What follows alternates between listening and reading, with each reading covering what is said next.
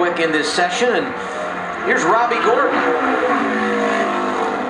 Yeah, I think Robby was obviously hoping for a little bit better qualifying run than he had, but they had a little bit of problems with brakes in practice yesterday. And here's a great shot of Robby's feet in action.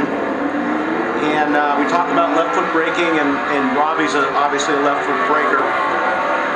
And this 1760.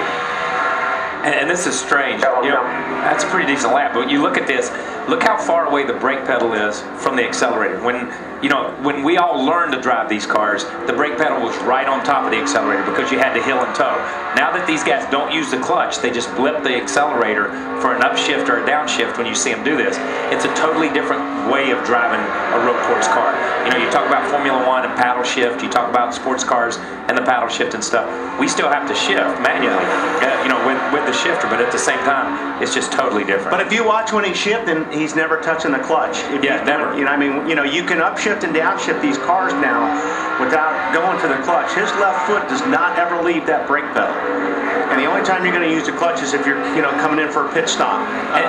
And this is where these young drivers they learn to drive this way. So they're really good at it. When I learned to drive, once again, with a horse and buggy, then I had to heel and toe, and I never could get used to this. I couldn't get my foot, my rhythm on where to brake, where to shift, where to do everything. Was all still heel and toe, and we only ran 2 races a year. So for some of these guys that are older, it's hard to break that habit. It's a habit, and driving is all about being in a rhythm.